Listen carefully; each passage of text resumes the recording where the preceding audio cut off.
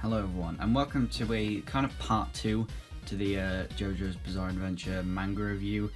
Last time I did the manga of Phantom Blood, and today we are doing Battle Tendency part 2. And real quick, I do want to say, yeah, I'm sorry I kind of broke the stream of daily uploads a little bit because I was out for a few days, but I am back. And by the way, not out as in I was unconscious, I mean I literally went outside of the house for once in my life. And yeah, I'm not going to fit the last one. Hold on, let me just move these a little bit. There we go.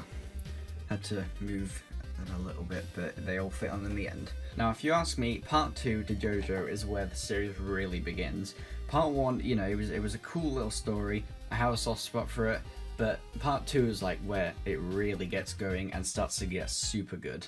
I think part 2 is the one that's the most consistently good throughout the entire part. Like, it grabbed me way quicker than the first one. It's much longer and has more depth, but it's not too long. In fact, it's still pretty short, to be honest. Considering, you know, every other kind of part is like, you know, 9 to 10 volumes, and this is still 4. Like, yeah, it's clearly still very short compared to the others, but, you know, it's a good length. Part 1 was a very simple story. It was a Victorian boy going on a quest to stop this evil vampire dude and avenge his father's death.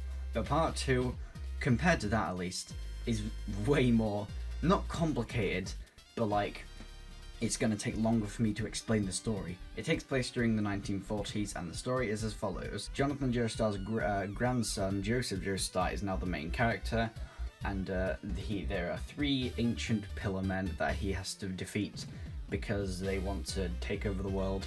And they will do so with this redstone thingy, which kind of like reflects light in a very dangerous way. I'm not entirely sure how it would really help them conquer the world, but like, whatever, they just do.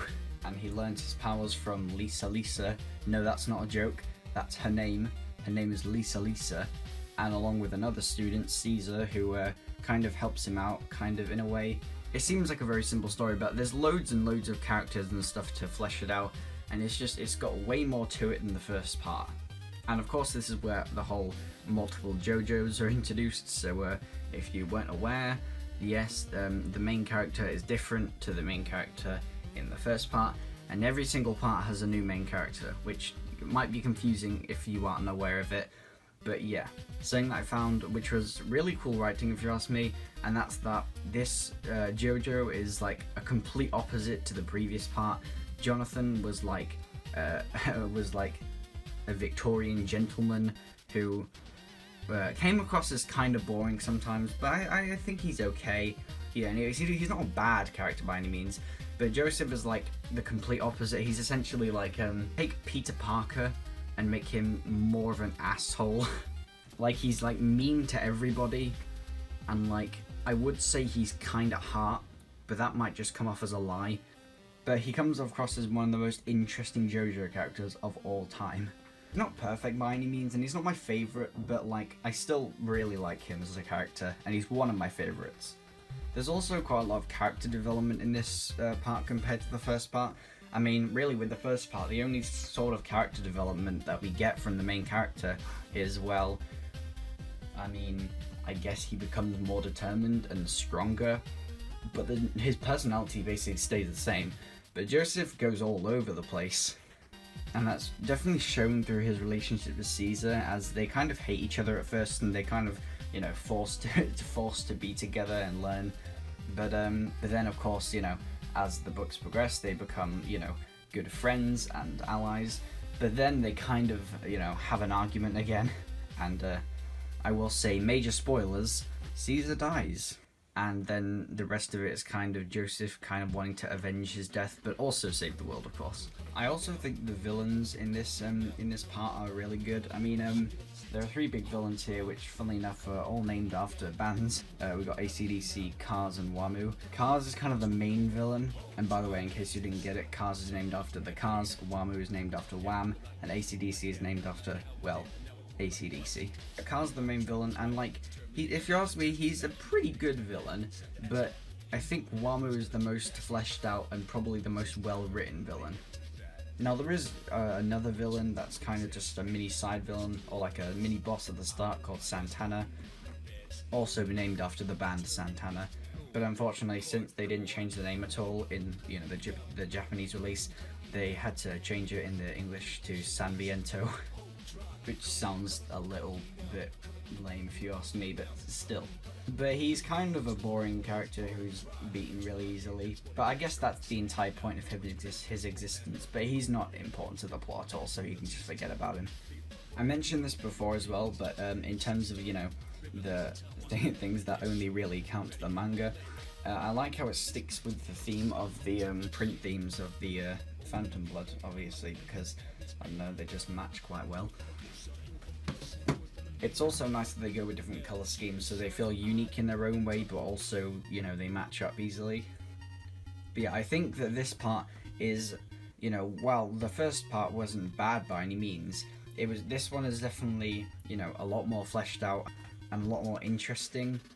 It's probably not as rereadable, but it's still pretty rereadable, and of course, rewatchable if it's the anime. Because I believe it's only, I want to say about 15 episodes maybe. It's kind of weird that it's only one more volume, but it's like way more episodes than the first part, but they somehow managed to cram it all into one more volume. I guess it's just because they're all thicker. And it's also got way more interesting characters, and I just think it has very good writing in terms of, well, expanding from the first season. It basically does everything that a sequel should. A problem that the other parts have, which isn't a major problem at all, and really barely, changes my thoughts on them, but still kind of is a bit interesting, is that some of the other parts kind of feel a little bit random in the universe and make it seem like, you could just hop into any old part and understand everything.